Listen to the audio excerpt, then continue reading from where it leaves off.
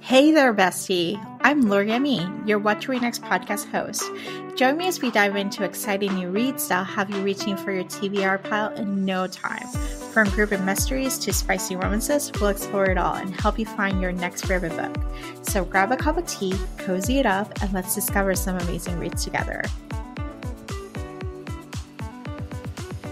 Welcome to the What to Read Next podcast. I am so happy to have you back. And today's guest is Amy, and we're going to be talking about summer reading. We're going to talk about some of those traditionally published new releases that are shiny and illustrated covers, and they're so much fun. And we're going to tell you the real deal, whether you had to pick them or buy them or just borrow them from the library. So, Amy, welcome to the show. Hi, thanks for having me back. So happy to have you back. So tell us a little bit what you've been up to. What's happening in the gossip world? Same old, really. My reading's been pretty good this year, actually. So can't complain there. And always leaning into trying to read more backlist, more indie. You know that, Laura. We talk about it a lot. But trying to have like a good overview of traditionally published and indie and, backlist, library, KU, all the stuff. I try to utilize all the things that are available to us. But I think I'm doing pretty good this year, on track with that. Yeah, you're doing pretty well. Like every Tuesday, you give us a lowdown of what's getting published, and you give us like a quick sound bites of like, here's why you should pick it, or here's what did not work. And so it helps you save some money, but at the same time, like, oh, I can borrow this from the library, or I can actually wait till the whole times, like this can wait for a little bit longer, or this is a must read. And so it's pretty cool to have that to look for every Tuesday. What's Amy reading? For sure. So. Yeah, that's one of my favorite things to put together too. Like I enjoy doing it. I like giving you guys like the real, like you said, the real lowdown. Like sometimes it's like, don't even bother with this super hyped book or whatever it may be. But I love my pub day posts, and they're definitely my best performing posts too. People like to know, like you said, like, do I need to hurry and read this? Is this a must read? Can I get it from the library? Should I skip it altogether? So trying to help you narrow those TBRs down, because everyone's TBR is crazy. So we need help figuring it out. And yeah. And I love the fact that you read a lot of independent, like indie, but backlist. And then there's thrillers. It's not just romance. Like you get a little bit of everything. So we do have similar tastes, and I trust your taste too. Like if I see that you're reading, you actually rate it highly, I'm like, oh, I'm likely to like this book because Amy liked it. Right. So it's that's one of the benefits of us knowing each other through the years for so long. They get to learn who has this similar taste as you do. And it's nice to know, like, oh, if that didn't work for you, then it's probably not going to work for me. Or that's great. Awesome. So we're going to chat. We're going to do rapid fire. We got quite a bit of list of actual titles to talk about. So let's do the ones that we both have read, and then we'll do your books and then my books and kind of deal with where we got it. So perfect. Starting with Ready or Not by Cara Stone, which is it's not a secret pregnancy. It's a pregnancy book, But I've been telling people, because there's a lot of people that don't like surprise pregnancy romance at all. And it's a big, like, automatic, like, I don't want to read that. But I feel like if you think you don't like surprise pregnancy, try this one, because I feel like it was done differently and it was done in a really great way. So, and also it was one of the best books I've read this year, I think, romance wise. I really, really liked it. I just feel like she did, like I said, a really like realistic portrayal of like pregnancy and all the anxieties and the worries and the fears and stuff like that were done really well.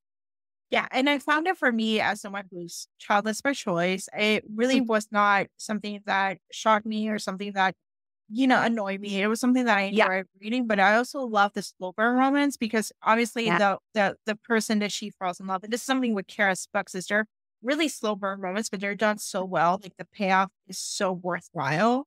Yes. Like it's just built upon each other. Yeah.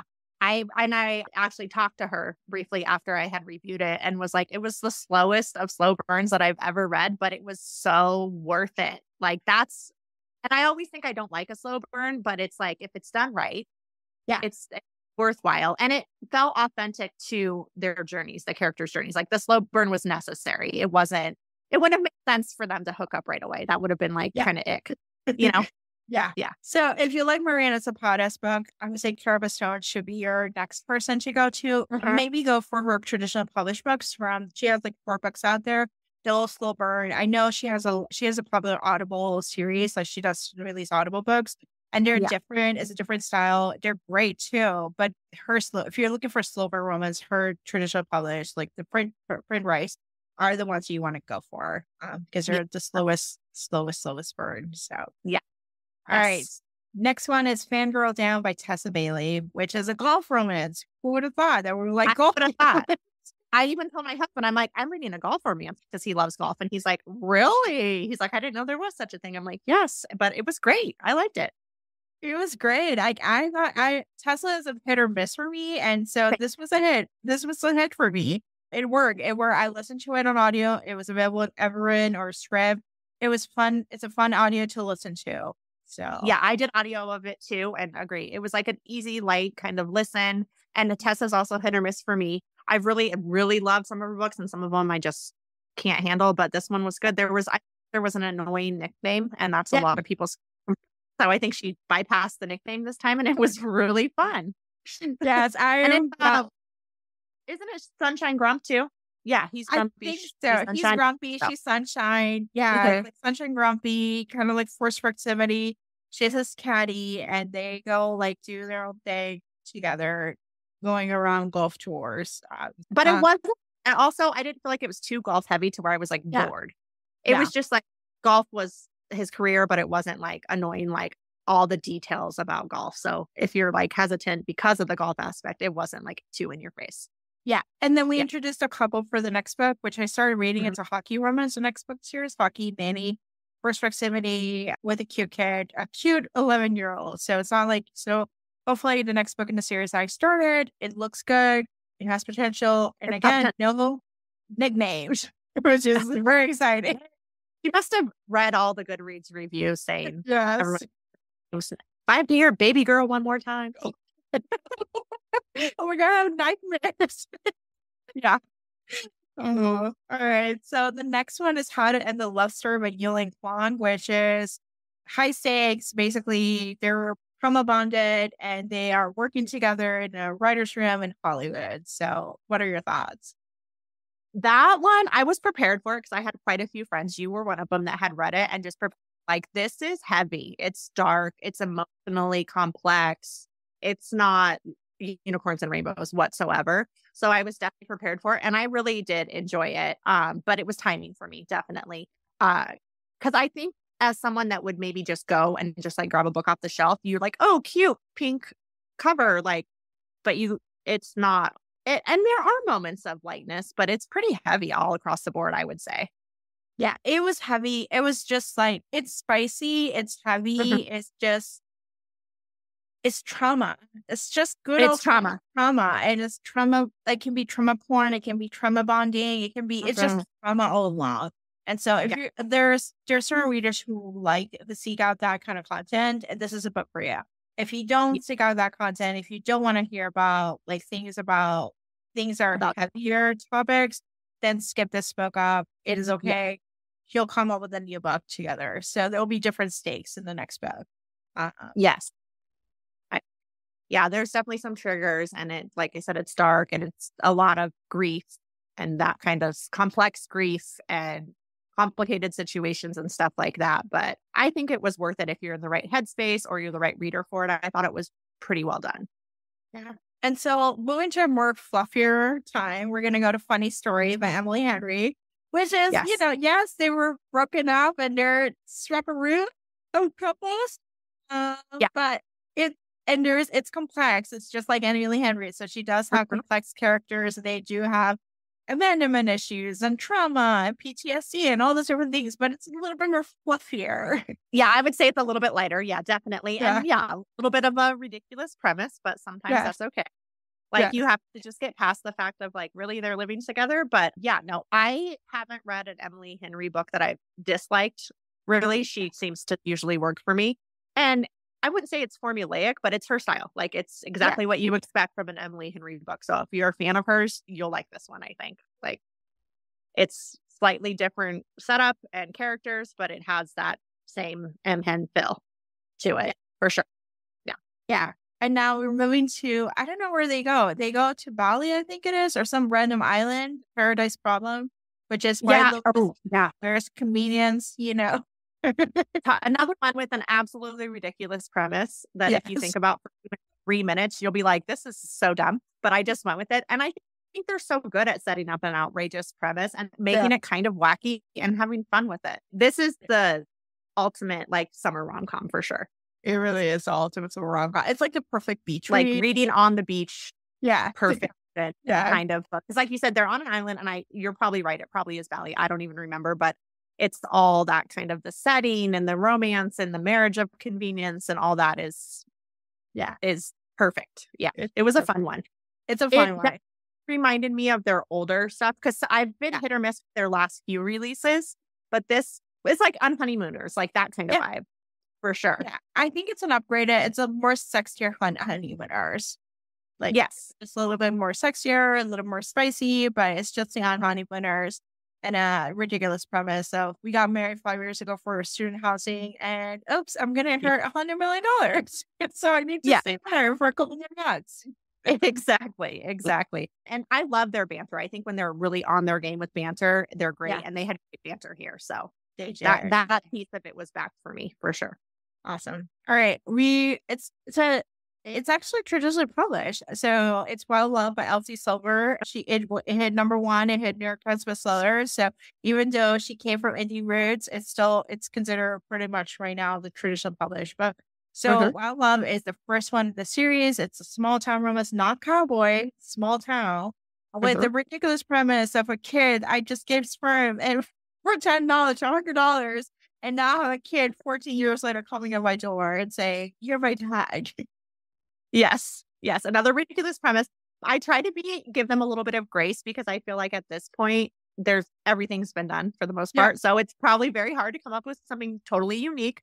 So sometimes I just go, okay, I'm just going to go with this. Like, your daughter just shows up and needs to come stay with you. Okay, sure. And then the mom's just going to go, okay, sure. He's a stranger, but it's okay. Sperm donor. You can just stay with my daughter. Yeah. And he's a billionaire and all the fun stuff. But it was a fun, delightful audio, Yes. Agreed. She writes some of my favorite smutty scenes. I like her smutty scenes. She's good at that. And I thought this one lived up to it. But yeah, it was a good first in a series. Definitely curious to see where the rest of the series goes. I always feel like her books are a touch long. Yes. And I was kind of hoping with traditionally published, maybe they'd shave some of that off. They didn't, but that's okay. But that's why her books on audio tend to work better for me. Yeah. Sometimes longer books, I listen to them, I do better than if I'm trying to read them, with my eyes. Yeah, no, I thought it was super solid. And like you said, the audio was great. And it had some of my favorite little fun tropes like single parent and small town. I love small town and billionaire together because it's just like, doesn't necessarily make sense. And it's ridiculous. Like, Allie's always joking about like the private jet flying to the small town. Like that. Like that's always like funny to me. But I thought the tropes they worked well together. So yeah, definitely one I would recommend. We had about bowling scene, like old single dads from bowling league, like it's the random sports that typically don't see. Now we just see them in romance. So. Yes. Yeah, that was cute. All right. So we got Abby Jimenez Just for the Summer, which actually has the premise of we both are cursed. Every time we date each other, date new people, they end up marrying the next person. And so we're going to break this curse together. And she gives up a summer in Hawaii to spend a summer in Minnesota. So, yes, she does. I love Abby's books, though. And I think that she does that emotional component mixed with her romances pretty well without going too dark, I guess. Yeah. Like she'll tackle the heavier stuff, but she does it in a way, I don't know, she blends it together well, I would say so. And I think that she's so good at Easter eggs too. I love finishing one of her books and then going to join the spoiler discussions and seeing like all the Easter eggs that she put in. Like obviously some of them you see, but some of them you don't. And there were some good ones in this book, I thought. Oh my God, I need to go to the spoiler discussion for that. But if you have a terrible relationship with parents, this book may not be for you. because both characters have terrible relation with the parents. Like one parent is going to prison, but not they're a lot of feelings around that and a lot of feelings about the Hmm. responsibility. And then the other one is like narcissist mother, so it's so if you have parent wounds, this might be something difficult to read, but it might be healing too. So you just never know. I was just say it could go either way. It just depends on probably where that. But yeah, definitely take care with that before you start it because there is some, like you said, some doozies in here about parents, child, children, and relationships and all that. It was rough. There was some rough moments for sure. Yes, but there's a happy ending. So, There is a happy ending, so at least you know it'll be worth it in the end. all right, if you were gonna go rapid fire to the books that you have read, there's five. Yep. So Oh, right. Perfect. we're starting with Savor It by Tara DeWitt, which is a Spoons, Oregon, not Forks, Washington. Oh, that made me laugh so hard. I did the audio of that, and as soon as they said that, I was cracking up. That was so cute. This is my first book by her. She's been on my TBR for a while. I just didn't make time. And this was so, so good. So definitely going to go back and catch up on her older books. It's just like really good summer romance. He's a chef. He lost his Michelin star. He has to go to this small town. She lives there. She's healing from a breakup. It was cute. It was just cute. It was a quirky small town. It was flirty and sexy. And there's a little bit of food in there because he's a chef. And it was just cute. And I think the cover is just really pretty too. That's what really got me. I was like, I need to read this book. This cover is gorgeous. But yeah, I really liked it. I was impressed by it for sure. And we'll definitely be reading her other books. Yep. And her other books are available on audio and blah. So Yes, for that, if definitely you're looking to grab those. borrow, Yes. there's the audios are available on Hoopla. And I think price they're traditionally published now. But the ebook prices are not going up. They're not spiked. They're still like in the $4.99 range. They may not be in Kindle. Some Oh, of them are in Kindle Limited. Some mhm. of them may not. But I think there's the ones that are still Kindle Limited. The price has not been jacked up, which is Oh, how. that's fair. Yeah. All right, The Guncle Abroad by Stephen Riley. I know this is not romance. I know, but it's a fun commercial fiction. Frothy guncle. Oh, it's like the ultimate beach read. If you haven't read The Guncle, you could read this for sure because Yeah, it's 5 years in the future. But you get more out of it, obviously, if you've read The yeah. Guncle. And that one's just so fun and cute too. But yeah, there's a lot of travel in this one. Patrick is taking his niece and nephew, Maisie and Grant, on a trip, and then they're ending in Italy. So there's lots of travel, lots of fun. And I just love Patrick as a character. His humor is so funny. He's so sarcastic. He's so dry and witty. And I love that. It was a little bittersweet too, though. I didn't realize that it was 5 years in the future. And all of a sudden, these little kids that I read about in the Guncle are like 5 years older. And I'm like, oh, they're not babies anymore. They're kind of like, she's a teenager and she's kind of bratty and he's like a preteen and kind of just clueless. And so that was a little bit like, oh, bittersweet, but it was a really, really cute, like you said, beachy, frothy summer book for sure. Yeah. And there's a tiny, tiny bit of romance, tiny, tiny bit. So good. It's a good escape. The Guncle and The Guncle That's Abroad are a good escape. It's like a duet that you yeah. can listen. I know he narrates the first book, The Guncle, which is actually adds a little more flavor to have the author narrates their own book. So if you Yeah. about that. And I didn't listen to the first one, but I heard he did a great job, like Yeah. narrating. So I've heard it's a good listen too on audio. So definitely. Awesome. And just an FYI, Guncle is a gay uncle. So Yes. Oh, and in this, now they have a lesbian aunt.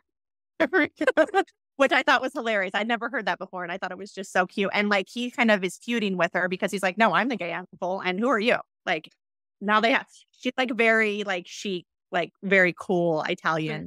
Yeah. So that piece was really cute. Yeah. There we go. All right. We're going to talk about my most anticipated new release, which is The Dixon Rule by Elle Kennedy. It's a hockey romance, second generation of the deal and the off-campus series. And it's a second book. We both read The Grand Effect. We'll listen to it. Yeah. We loved it. So tell me So good. The Dixon Rule was just as good. I had really high expectations. I love Elle's books and I'm super fan of her, but this really, it's right up there with some of my favorite books from her. It was really, really, really good. You can read it on its own, but book one is so good. You shouldn't, like we were saying, but you totally can if you want to. You could even read them out of order if you wanted to. Yeah. This time it's Shane and Diana are frenemies. And then they end up fake dating and they're neighbors. So there's some close proximity. And her spice is so good in this book too. There was one spicy scene that had my jaw on the floor, like totally unexpected, not in like a, oh my God, I'm freaked out kind of way, just like, oh my God, she really went there. It was good, but there is an emotional component. I don't want to spoil anything that I wasn't expecting. And like all of a sudden I was like full on sobbing. And I'm not the type that really cries at books. And I was like, oh my God, she really just did that. But I wasn't mad about it. It was just like very unexpected. I was like, what is happening? And Jamie had read it. So I thankfully had her to like text and be like, oh my God, what's going on? But yeah. But overall, it wasn't sad. There was just a piece of it that was, but it was really good. No one writes college romance like her, I feel like. Yeah. Like she's just so good at writing that age group. And listen, I'm old. I haven't been in college for a really long time, but it's still, you're just like, it brings you back almost like nostalgic, that time in your life, you know? Yeah. She's good. This is a good one. You have to read it, Laura. I can't wait to hear what you think. I am excited. I think I'm gonna wait for the audio because it should be at Google. So I think it's based on the experience of the previous audio. So I'm probably waiting for the audio to listen to it, but I'm excited for this one. So Yes. so this one I started and I did not pick it up anything forward. I think I read 20%. It's Swim and Saddle by Lila Sage, which is part of the River Blue small town. I think it's Wyoming or Wisconsin. It's somewhere in the Yeah, it's Montana, something like that. I get them. Yeah, they all blend together. It's a ridge, and this one is an interior designer with some guy who's tried to build a hotel in a small town. I guess they're rich or something. Yeah, I don't really remember where they got their money from in that. I was just thinking when you were saying that, I remember really liking this book when I read it, but now that I'm thinking back, I don't remember a ton of the details on it. It was one of those. So it's like super easy to read, you know, and I remember thinking it was really cozy and like that town is just really cutesy and stuff, but I know they were opposites attract and there was some mental health rep that was really well done too. Yeah. That was really good. Now I'm trying to remember how they have their money. I don't remember. You know, I'll have to figure that out. We'll figure it out. But yeah, so if you're looking for a cozy escape or just small town romance, let's say it's just another author, and they have like unique vintage poster as their cover, so it's a little different. You know, if you're intrigued. And Cowboys are having their moment right now. So if you want another cowboy, both of the books were good. I thought Done and Dusted was also good. Yeah. So the series. And now we're going to start with the final Ellen Hildebrand book. It's a swan song. I know. That's so bittersweet. I've been reading her summer books for the longest time. And so as soon as I got it, I was like, do I wait and read it in the summer or do I just hurry up and read it? And I couldn't wait. I had to read it. And now I'm sad because I don't have anything new of hers to read over the summer, but it was good. It's classic. It's classic Ellen. There are a bunch of characters from previous books. So if you've read all of her books, it would make more sense, but you don't have to. Like there's this one side character that's been in her books for years called Blonde Sharon, and she's like the gossip of the island. And she finally is a main character in this book. So that was super fun to get to know her and like her story, because it's always like, I heard this from Blonde Sharon and Blonde Sharon told me this down at the market. And now it's like, oh my God, she's the main one. And then the police chief is a beloved character from her series. And he's back as a main character. He's been one before, but he is back. So it was good. It was a really nice way to end her summer series for sure. Her summer writing. She tied up all the loose ends and everything like that. And if you haven't read her books before, she is the queen of the summer read. Like everything about it. The setting is great. She describes everything so well. Like you feel like you're right there with them eating this fancy food and on the beach and lavish parties and, you know, people with a lot of money and they're all making bad decisions. They're just very escapist. Yeah, because I can't relate to that. I'm not going to Nantucket and drinking and eating food. So it's nice to escape and pretend, you know? Yeah. So you have to probably come back and talk about Ellen's like world, like where to get started, what to read. Because now I'm like, I need to start reading these books in the summer and like figure it out. Because they're appealing. There's so many. If you wanted to, there's like 3 other books I think that are more connected to this one than the others. Yeah. So I get a list together, but I think you could read like 4 and be caught up with these ones. She also, too, is writing with her daughter a prep school series that's 2 books so far. Yeah. And they're going to not be out till September of 25 and 26, but super excited about that. So it's exciting. She's still writing. She's just writing differently at like a different space. So Yeah, I think she just got sick of the summer novel, which I get. I mean, I don't even know how many she's written, but it's a lot. I think her first one might yeah, have came out like very, very early 2000s, like maybe even 2000.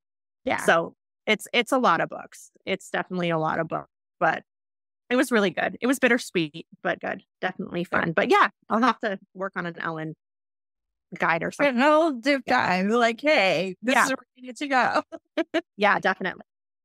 Awesome. So I'm gonna go over and some titles. I got 5 titles too. So the first one is The Rule Book by Sarah Adams, which is it's a continuation of Cheat Sheet. It's a sports romance between an Okay. agent and a football player. It's second chance. They were together with them in college and they broke up. And he's bitter about the breakup. And so he's like basically she becomes his agent. He's like, absolutely not. We're not going to work together. And Mm, they suddenly get married in Vegas. And they gotcha. posted on Instagram. So things Oh, happen. It's fine. It's actually spicy. I know Sarah is known for her closer romance. This one actually yeah. has spice.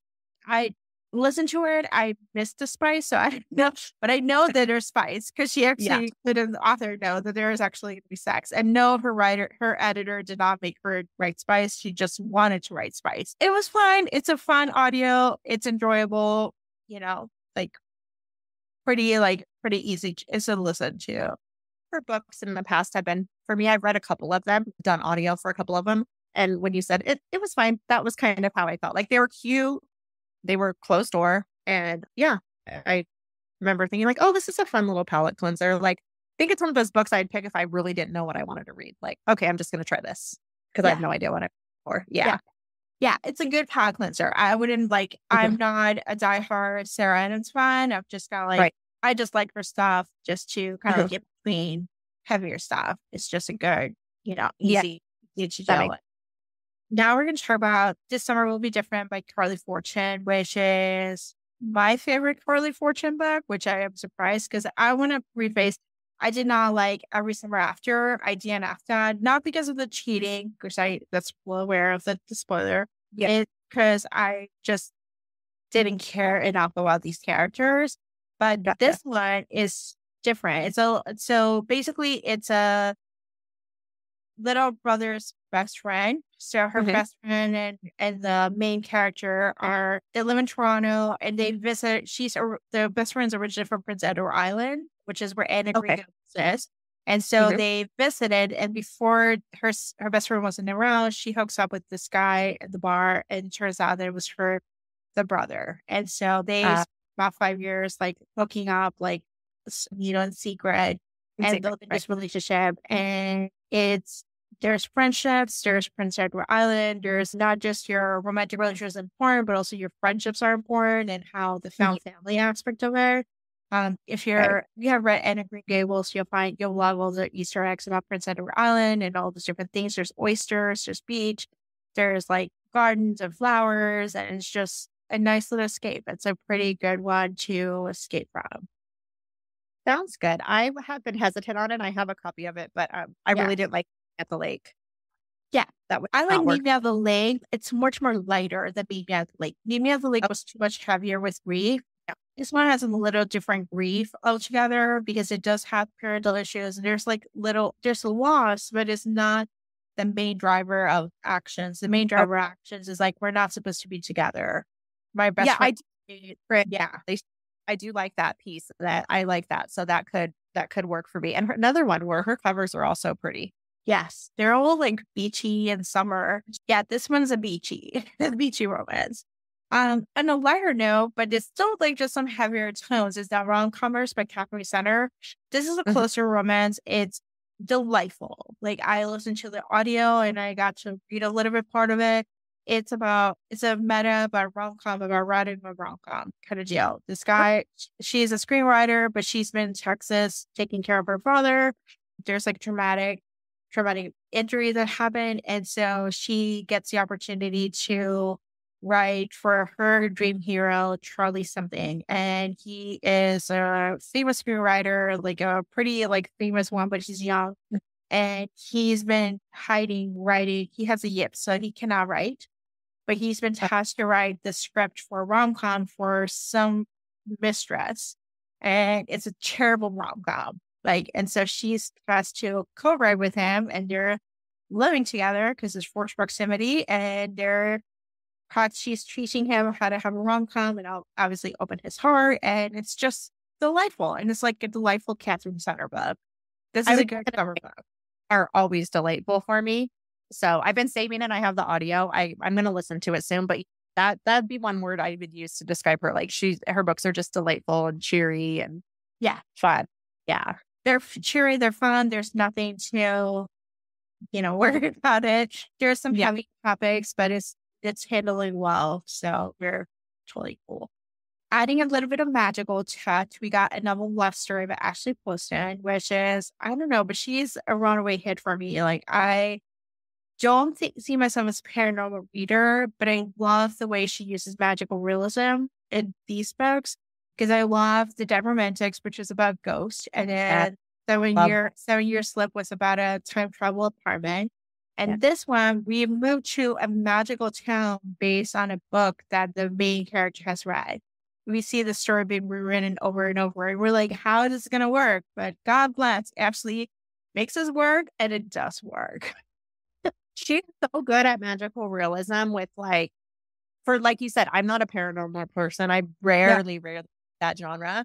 And she just does a good job at sucking me into those worlds and making me believe like her little magical worlds that she creates, from the magic apartment to the Dead Romantics with the ghosts. So I'm super, super excited about this one. Her books always work for me too. Yeah, they do. And it's just a beautiful little town. Romances and serious. She does appreciate the romance genre. And I think she does take care of it in a way that it reflects that she loves the genre. And I think sometimes that little frothy sense of, I'm not reading something that's just like escape. Like, I'm reading something that I enjoy, that truly enjoy, and deserves this place in the world as well as other literary fiction stuff. I'm excited for that one too.